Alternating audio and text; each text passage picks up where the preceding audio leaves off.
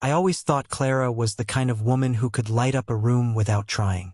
Her laughter was a melody, her hazel eyes a quiet promise of something eternal.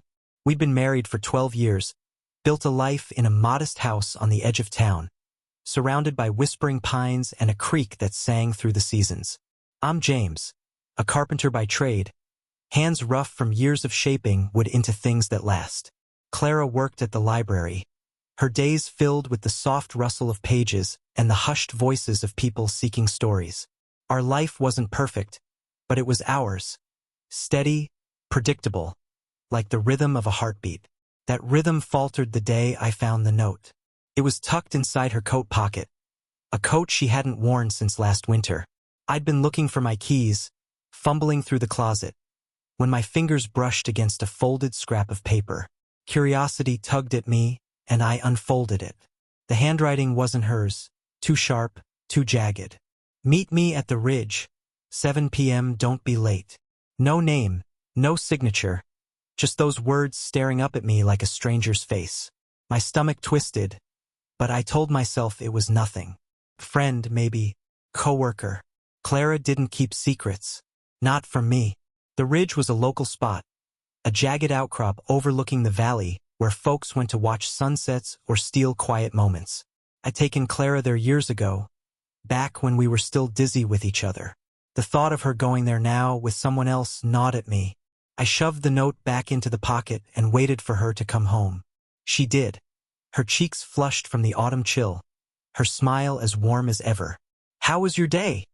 she asked, brushing a kiss against my cheek. I mumbled something about a table I'd finished, my eyes tracing her movements.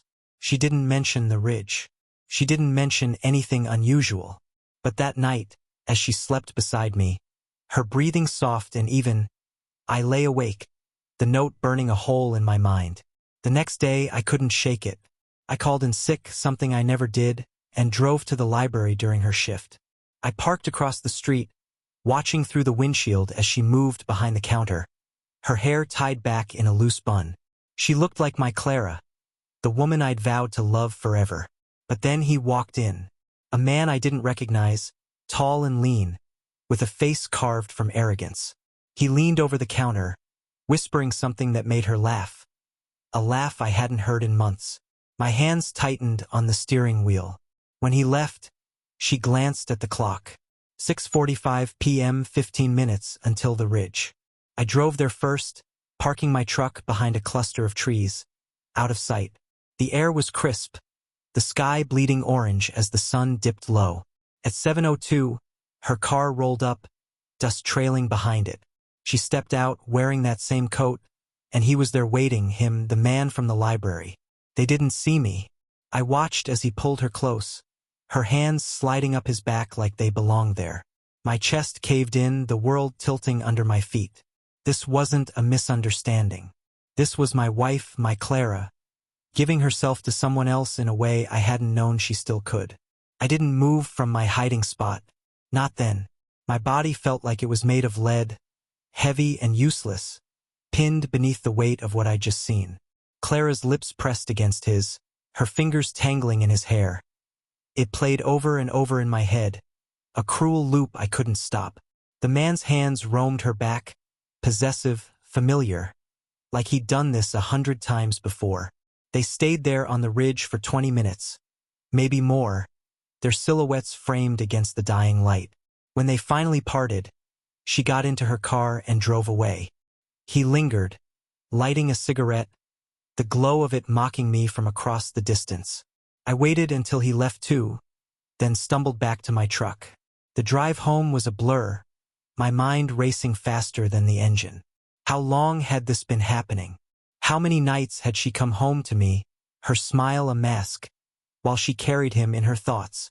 I thought of every late shift at the library, every time she'd said she needed time to herself. Lies, all of it. The woman I'd built my life around had carved out a secret world, and I'd been too blind to see it.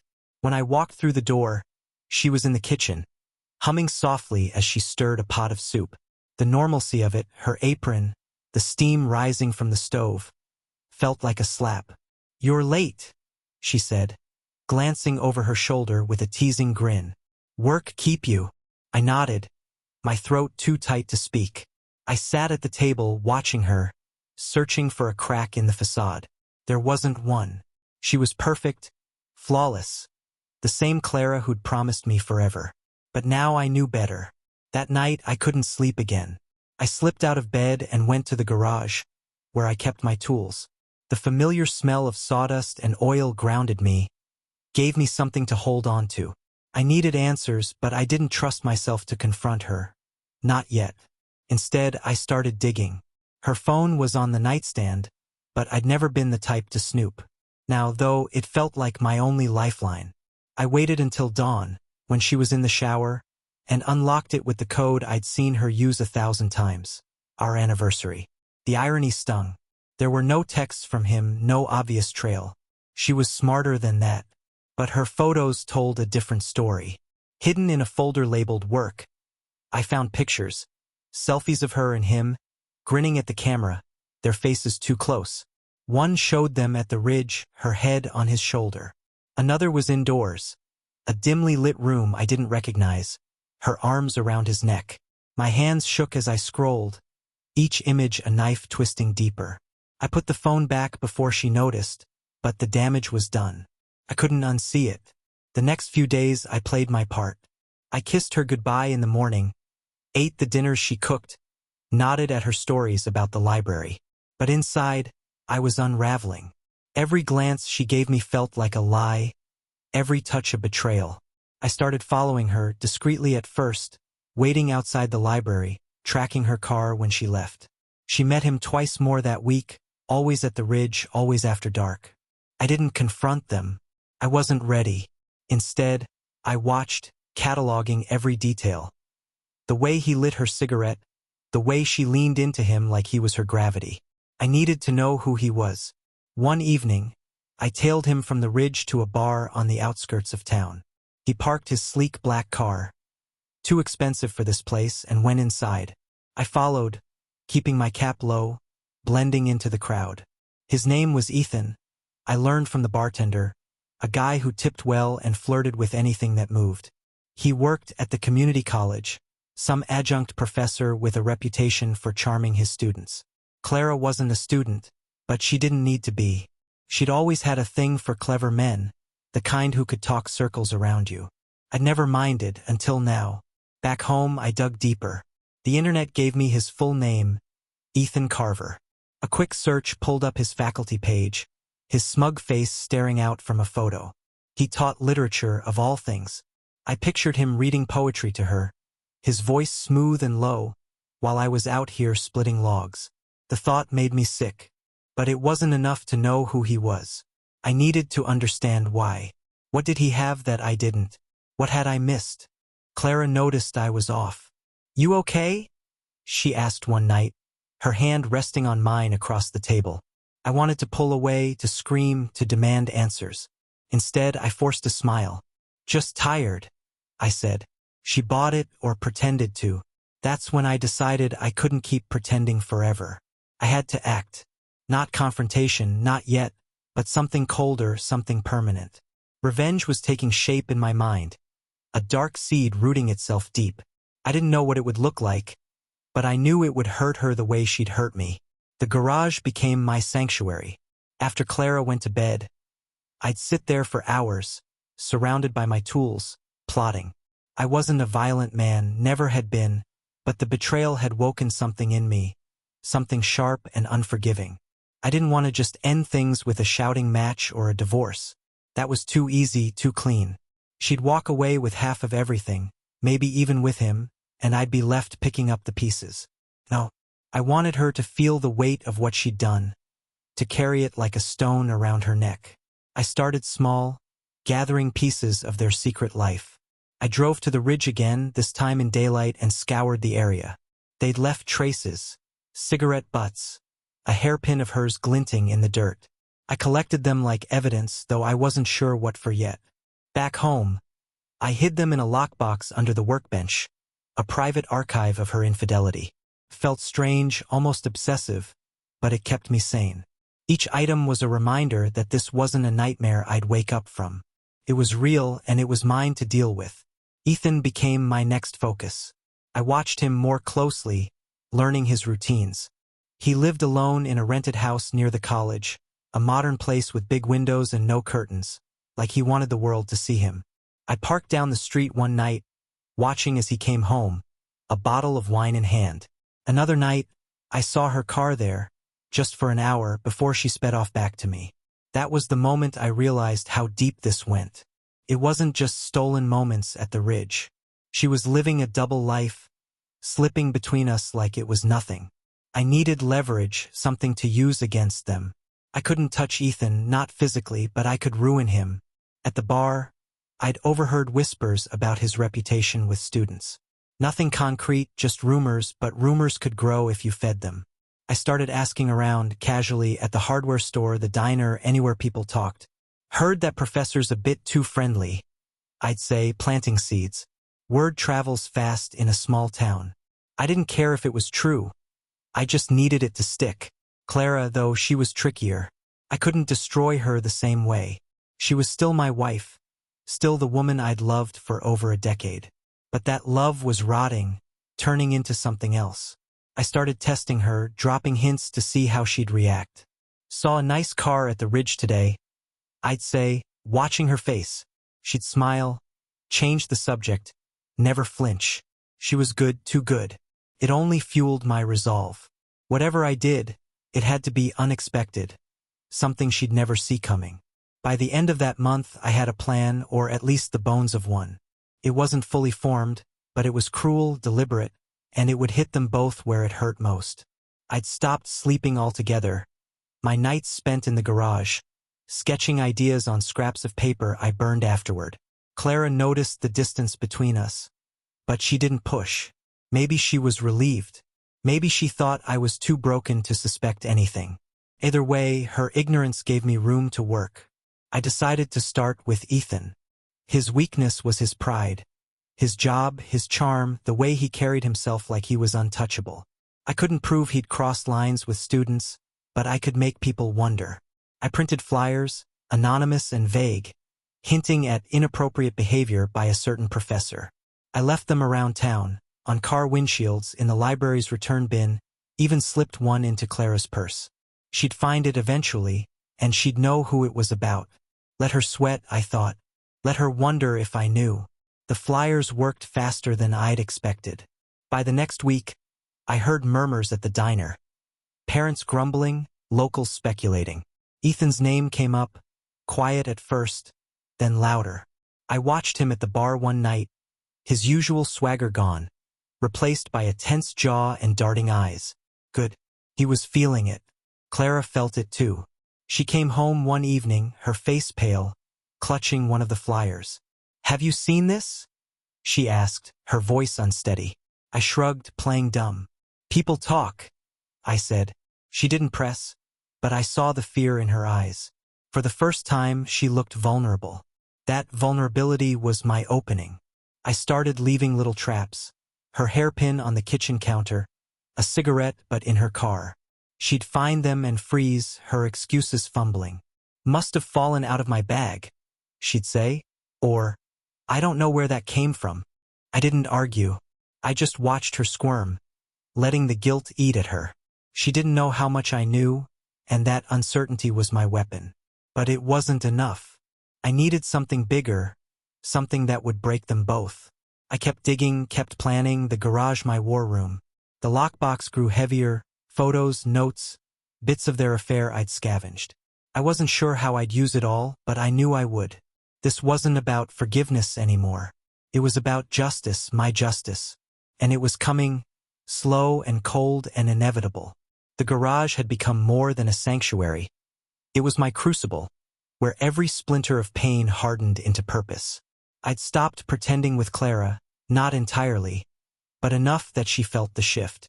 Our conversations shrank to necessities, dinner plans, bills, the weather.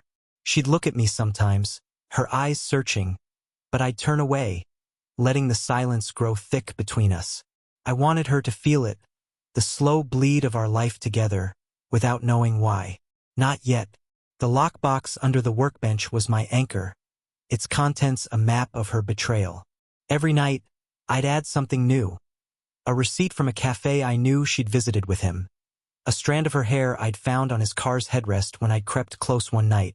Ethan was cracking under the pressure of the flyers. I'd heard the college had called him in for a meeting, a review of conduct. Nothing official yet, but the whispers were doing their work. I saw him at the bar again, his usual crowd thinned, his laughter forced. He didn't know who was behind it, but I did, and that was enough. I started phase 2, his car. That sleek black thing was his pride, parked like a trophy outside his house. One night, armed with a screwdriver and a can of paint thinner, I went to work. Not destruction, nothing so obvious, but subtle ruin. I scratched faint lines into the finish, poured thinner into the cracks, let it seep into the metal. By morning, it'd look like neglect, not sabotage. Let him wonder. Clara noticed the change in me too. "You're different," she said one evening, her voice soft, almost pleading. We were in the living room, the TV droning in the background. I didn't look up from the book I wasn't reading. "Am I?" I said, flat and cold. She hesitated, then dropped it. Good. I didn't want her comfort. I wanted her doubt. The traps I'd been leaving, the hairpin, the cigarette butt, were piling up. She'd stopped explaining them away, just swept them aside like they didn't exist. But I saw the tension in her shoulders, the way her hands trembled when she thought I wasn't looking. She was unraveling, and I was only getting started. I needed more on Ethan, something concrete. I couldn't rely on rumors forever, so I broke into his house. Not dramatically. No kicked-in doors or shattered windows. Just a quiet slip through an unlocked back entrance one afternoon when he was at the college. The place smelled of him, cologne and cigarette smoke, a bachelor's arrogance. I moved fast, rifling through drawers, his desk, anything that might give me leverage. In a bedroom closet, I found it. A box of letters, some in Clara's handwriting. Love notes, promises, plans. "I'll leave him soon," one read. "We'll have our life." My vision blurred, but I kept going, photographing every page with my phone. This was gold-proof ammunition, a noose for them both. When I got home, Clara was at the library. I sat at the kitchen table, staring at those photos, letting the words sink in. She'd planned to leave me, not just betray me, erase me. The rage was cold now, a steady pulse in my veins. I didn't cry. I didn't shout. I printed the letters, every damning word, and tucked them into the lockbox.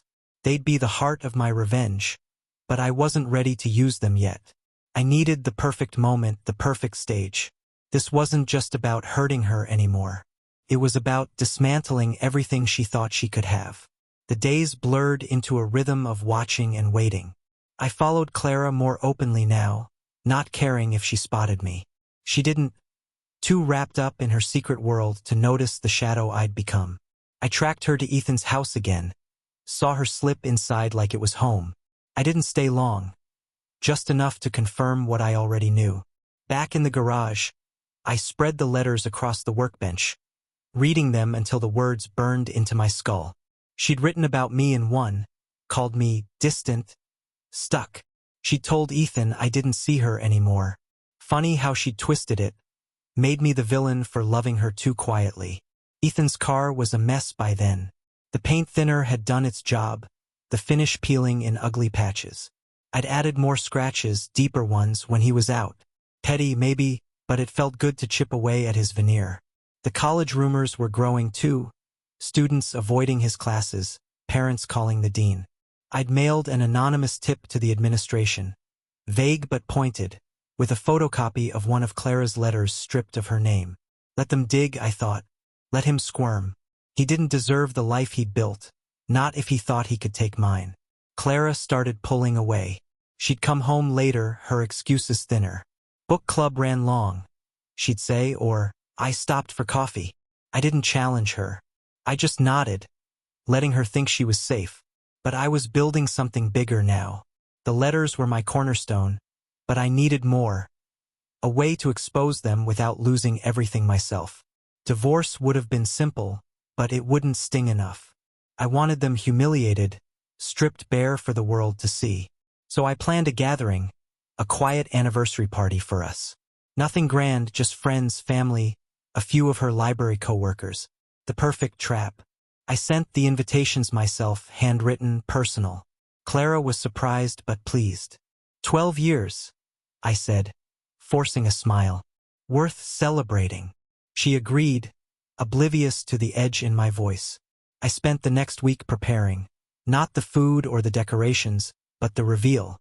I scanned the letters, edited them into a slideshow, her words glowing on the screen. I'd project it at the party, let everyone see what she'd done.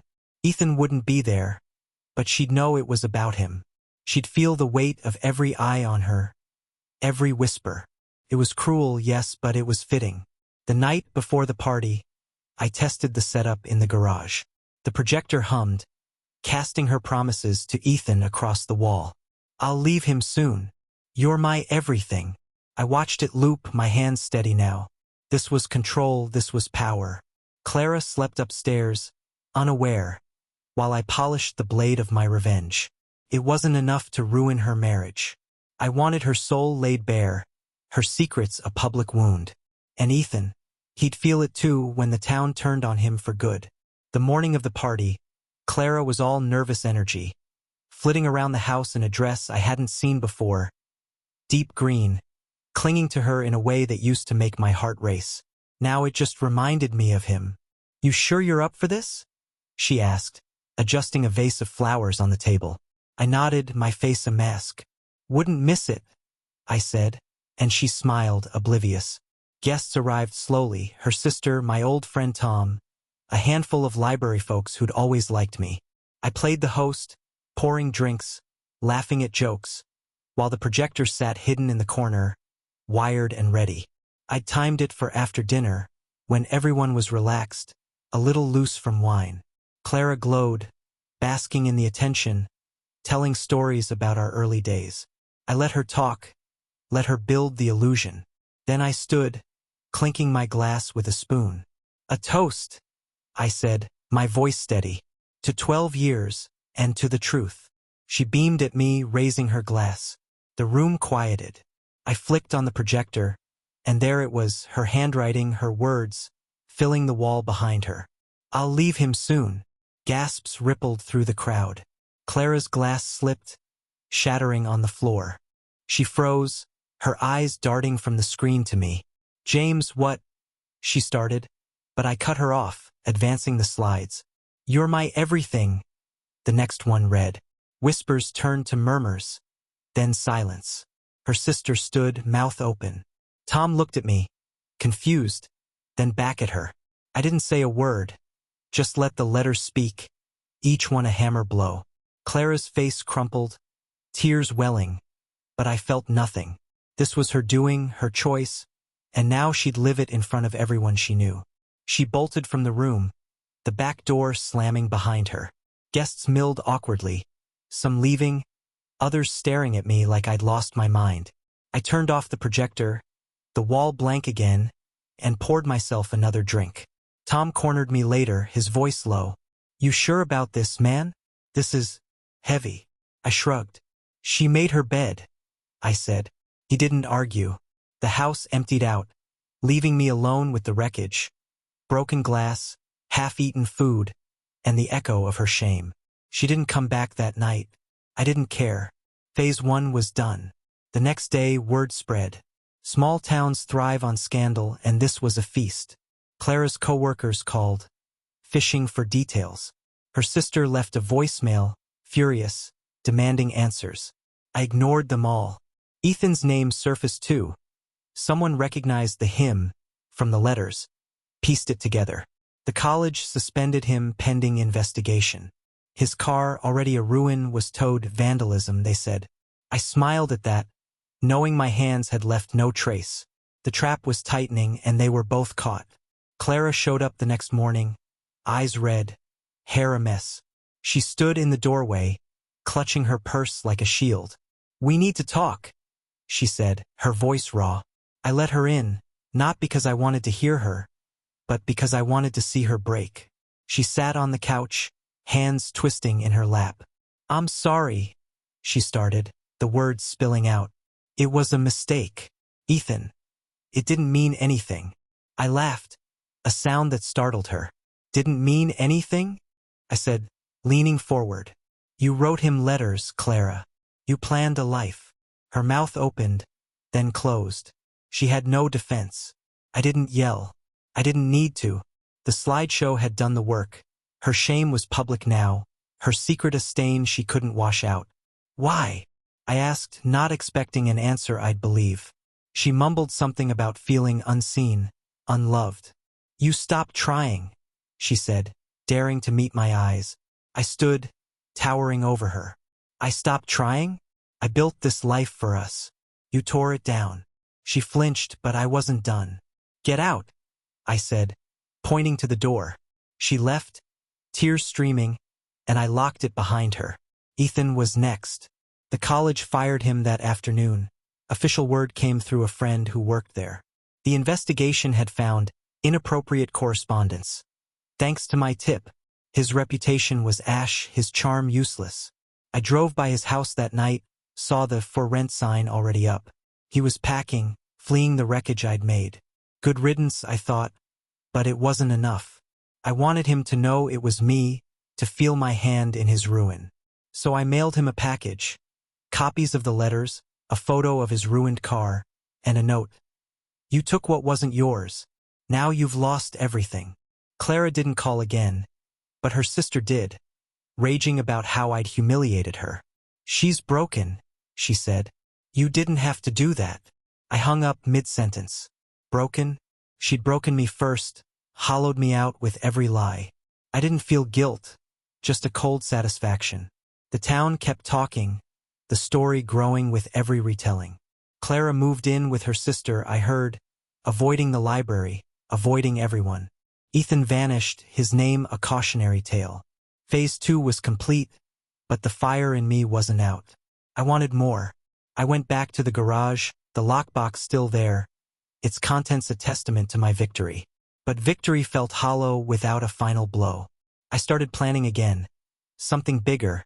Something that would haunt them both forever. The letters were my weapon, but I needed a delivery system. Something permanent, inescapable. I thought of the ridge, their sacred place. An idea took root, dark and jagged, and I smiled for the first time in weeks. This wasn't over. Not by a long shot. I spent the next week alone. The house too quiet without Clara's presence. It wasn't loneliness, it was clarity.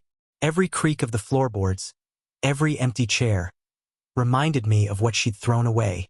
The town had moved on from the party, mostly, but I hadn't. The garage hummed with my focus, tools scattered across the workbench as I built the final piece of my revenge. I decided on the ridge. Not just a confrontation, but a monument. Something they'd never escape, no matter where they went. I bought supplies discreetly, wood, paint, a cheap burner phone. The ridge was public land, but remote enough that I could work undisturbed. I drove up there at dawn, the air sharp with pine and frost. Using the photos from Clara's phone, I sketched their faces, her smile, his smirk, onto planks I'd cut and sanded. I wasn't an artist, but it didn't matter. The likeness was rough, recognizable, and that was enough. I painted the letters next, her words in bold red across the wood. I'll leave him soon. You're my everything. Each stroke was deliberate, a scar I carved into their memory. I bolted the planks to a frame, sturdy enough to stand against the wind. It took 2 days, hauling it piece by piece in my truck, assembling it under the cover of night. When it was done, it loomed over the ridge, a billboard of their betrayal 10 feet tall, facing the valley. I added a final touch, a QR code linked to the burner phone's cloud, where I'd uploaded the slideshow from the party. Anyone curious enough to scan it would see the full story, her handwriting, their lies. It was a beacon, a public execution of their dignity. I didn't tell anyone, not yet. I waited, letting nature do its work. Hikers found it first. I heard through the diner's gossip mill. Some weird sign up on the ridge, they said. Looks personal. Word spread, and soon Clara's name was back in whispers. Her sister called again, hysterical. What have you done? She screamed. She can't leave the house. People won't stop staring. I didn't answer. Let her hide, I thought. Let her feel the cage she'd built. Ethan, I learned, had resurfaced in a neighboring town, but the sign followed him. Photos of it circulating online, his name tied to hers in the digital muck. The ridge became a local legend, a twisted landmark. Clara tried to have it removed, I heard, but it was on public land, and no one could prove who'd put it there. I'd worn gloves, left no trace. The sheriff came by once, asking questions, but I played dumb, my face blank. Sounds like a prank, I said. He didn't push. The sign stayed, weathering rain and sun, a constant reminder. Clara's life shrank. She quit the library, moved again, but the story stuck. Ethan's career was dead. No college would touch him now. My revenge was alive, breathing, and I wasn't done feeding it. The ridge sign was only the beginning, a spark that lit the fire I'd been stoking. It had done its job. Clara's name was mud. Ethan's a ghost story, but I wasn't satisfied. Revenge isn't a single blow. It's a symphony, every note building to a crescendo. I sat in the garage, the lockbox open, its contents spilling across the workbench like a battlefield. The letters, the photos, the hairpin, they were relics now, but they still had power. I needed something final, something that would bury them both so deep they'd never climb out. Clara had moved again, I heard, out of her sister's place into a cheap apartment on the edge of town. She'd cut her hair, dyed it dark, trying to vanish. But small towns don't forget, and neither did I. Ethan was farther off, holed up in a rented room 2 counties over, working some dead-end job. I tracked him through a friend of a friend, a guy who owed me a favor. They thought distance would save them. It wouldn't. I started with Clara, the architect of my ruin. She'd always loved stories, worked with them, lived through them. I'd give her one she couldn't escape. I wrote a book. Not a real one, not at first, just a manuscript, typed on an old laptop I kept in the garage. It was our story, hers and mine and Ethan's, but twisted, sharpened. I changed the names barely, enough to skirt the law but not the truth. Clara became Claire, Ethan Evan, me Jonah.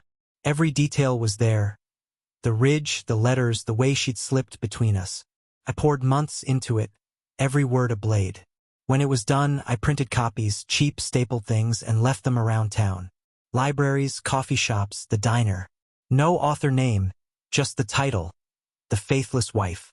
People read it. They talked. Sounds familiar, they'd say, glancing at each other. Clara's new disguise didn't help. Her eyes gave her away, that hazel I'd once loved. The book spread, a quiet plague, and she felt it. Her sister called again, begging me to stop.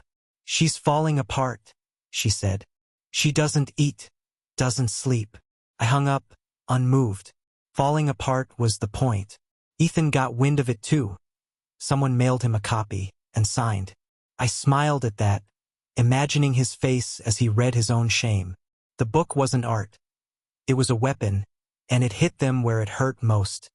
Their pride. I didn't stop there. I sent a copy to the college where Ethan had worked, addressed to the dean.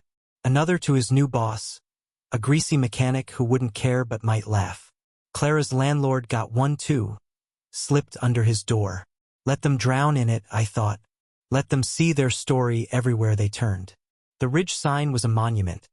The book was a mirror, forcing them to face what they'd done. I wasn't done yet, though. The final act was coming, and it would be personal. Winter settled in, the air sharp and brittle, matching the edge I carried. The book had done its damage. Clara was a recluse now, Ethan a pariah, but I wanted them to feel me, not just my shadow. I drove to Clara's new place one night, a squat brick building with peeling paint. Her car was there, lights off. I didn't knock. Instead, I left a package on her doorstep. The lockbox, unlocked, spilling its guts. Letters, photos, the hairpin, all of it. On top, a note. You can't run from this. I watched from my truck as she opened the door, saw her hands shake as she pulled it inside. She didn't look out. She knew. Ethan was next. I found him in a dive bar 2 towns over, hunched over a beer, his face gaunt. I didn't approach, just sat across the room, staring until he felt it. He looked up, met my eyes, and froze. I smiled, slow and cold, then left a copy of the book on my table and walked out. He didn't follow. He didn't need to. The message was clear. I'd found him, and I wasn't letting go. Back home, I burned the original manuscript in the backyard. The flames licking the night sky. Felt like a ritual, a shedding of the man I'd been. Clara and Ethan had taken him. Now I was something else. The town kept buzzing about the book, the sign, the scandal. Clara's landlord evicted her. Didn't like the drama, he said. She moved again, farther this time, but I didn't follow. Not yet. Ethan quit his job, vanished again, but the book followed him. Someone posted it online, free for anyone to download. I didn't care who did it. It was out there, a virus I'd unleashed. My revenge was a living thing now, growing beyond me, and I fed it with every move they made. I started getting letters, anonymous ones, slipped under my door. Some praised me, called me a hero for exposing people like them. Others cursed me, said I'd gone too far. I didn't reply. Right or wrong didn't matter. This was about justice, my justice. Clara's sister showed up once, banging on my door, screaming that I'd ruined their family. She's in therapy, she spat. She sees you everywhere. I shut the door in her face. Good, I thought. Let her see me. Let her live with it. The ridge sign weathered the snow. Its paint fading, but its words still legible. Hikers took photos, posted them online, kept the story alive. I didn't need to tend it anymore. It had its own momentum. But I wasn't finished. The final piece was coming, something to seal their fates. I'd taken their dignity, their peace. Now I'd take their future. I just needed the right moment, the right tool. The garage waited, patient as ever, ready for the endgame. Spring crept in, the pines shedding their frost, but my resolve stayed cold. Clara was a ghost now, living in a trailer park an hour away, working some night shift at a gas station. Ethan had surfaced again, farther north, scraping by as a warehouse grunt. I tracked them through whispers, scraps of news from mutual acquaintances who didn't know they were feeding my fire. The book was still out there, downloaded thousands of times, its story a local myth. The ridge sign stood, battered but defiant, a totem of their ruin. I'd broken them, but I wanted more. I wanted them bound to each other, trapped in a way they'd never escape. I found my weapon in an old friend, a lawyer named Paul who owed me a favor from years back. I called him up, kept it vague. Need help with a legal thing, I said. We met at the diner and I laid it out. Not the whole story, just enough. I wanted Clara and Ethan tied together, financially, legally, in a way that would choke them. Paul raised an eyebrow but didn't ask questions. You're a bastard, James, he said, grinning. I can work with this. He suggested a trust, anonymous, untraceable, set up to benefit them both but with strings. I funded it with savings I'd squirreled away, money Clara didn't know about. The trust was simple. They'd get monthly payments enough to live on, but only if they stayed within 50 miles of each other. If one left, the other lost everything. Paul drafted it, buried it in legalese, and sent it through a third party. They'd think it was a lifeline, some random inheritance, maybe, but it was a leash. I pictured them getting the letters, the confusion, then the slow realization. They'd hate each other, blame each other, but they'd be stuck, together forever, just like she'd promised him. Clara took the bait first. Paul's contact said she'd cashed the first check, moved closer to Ethan's new town. He resisted, tried to run, but the money stopped, and he crawled back. By summer, they were neighbors, different streets, same zip code, living off my trap. I drove up once, saw her pumping gas, her face hollow. Ethan was at a corner store, buying cheap cigarettes, his shoulders slumped. They didn't see me, didn't need to. The trust was my ghost, haunting them, forcing them to face each other every day. I didn't stop there. I mailed them each a new copy of the book, fresh printed, with a photo of the ridge sign tucked inside. No note, just the image, a reminder. Paul called a week later, laughing. They're fighting it, he said. Hired some cheap lawyer to break the trust. I smiled. They wouldn't win, Paul was too good, the terms too tight. They'd waste what little they had left trying. My revenge was complete, almost. One last touch and I'd walk away. The final piece fell into place in late summer, the air thick with heat and the drone of cicadas. I'd heard Clara and Ethan were at each other's throats. Arguments in public, calls to the cops, a restraining order that didn't stick because of the trust. They couldn't escape the money or each other, and it was eating them alive. I'd won, but I wanted them to know it was me, not just suspect, but no. So I went back to the ridge one last time with a can of paint and a plan. I added to the sign, bold black letters beneath the faded red. James was here. Simple, undeniable. I took a photo, printed 2 copies, and mailed them, one to Clara, one to Ethan. No return address, no explanation. They'd see it, connect the dots, and realize every step of their fall had been my hand. The ridge was theirs no more. It was mine, a throne of their defeat. I drove home, the weight lifting, the fire cooling. The garage felt empty now, its purpose served. Clara cracked first. A week later I got a letter, not from her sister, but her. Handwritten, shaky. "You've destroyed me," it read. "I loved you once. I'm sorry." I burned it in the sink, watched the ashes curl. Ethan's response was quieter. He vanished again, but the trust payments stopped, meaning he'd run too far. Clara lost hers too. Then, they'd chosen freedom over my cage. But at what cost? Penniless, broken, with my book and my signs still out there. They'd never rebuild. I'd taken everything: love, trust, hope, and left them with nothing but each other's shadows. The town moved on, mostly. The sign got taken down eventually, vandalism complaints, they said, but the story lingered, a cautionary tale.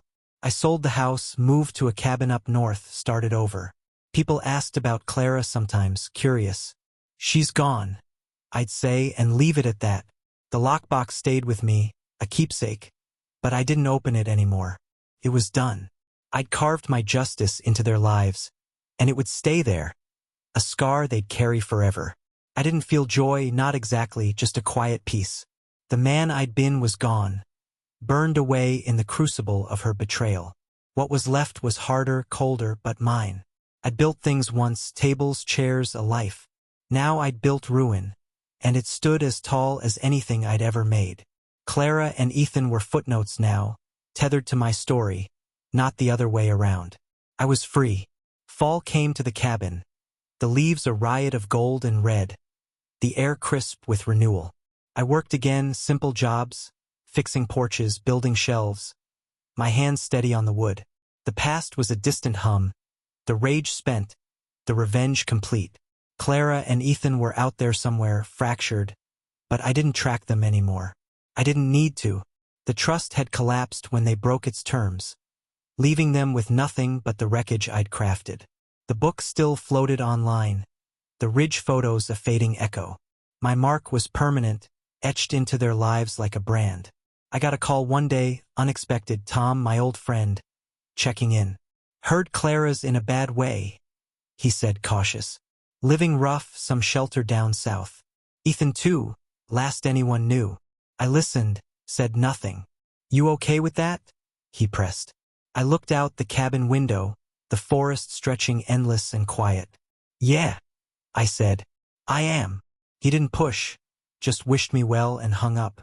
I didn't feel guilt, didn't feel triumph, just a flat calm, like the surface of a lake after a storm. The lockbox sat on a shelf now, a silent witness. I opened it once, months later, sifting through the relics, her hairpin, the cigarette butt, the letters. They didn't sting anymore. They were just things, pieces of a war I'd won. I thought about tossing them, but didn't. They were proof, a testament to what I'd done, what I could do. I'd loved her once, built a world around her, and she'd shattered it. I'd shattered her back, and Ethan with her, in ways they'd never recover from. People in my new town didn't know the story. I was just James, the carpenter with rough hands and a quiet way. I liked it that way, no whispers, no pity. The cabin was small, but it was mine, filled with the smell of pine and the sound of my own breathing. I'd lost a wife, a life, but I'd gained something too, a strength I hadn't known I had. Clara and Ethan had taken my trust. I'd taken their everything. One night, I sat by the fire, a glass of whiskey in hand, and thought about the ridge. It was empty now, the sign gone, but I could still see it. Her words, his smirk, my name in black. It wasn't about love anymore or even hate. It was about balance, about making them carry the weight I'd borne. They'd betrayed me in a way I'd never imagined, unusual and cruel. I'd answered with a cruelty of my own, non-standard, precise. And as the flames danced, I knew I'd do it all again. Not for her, not for him, but for me.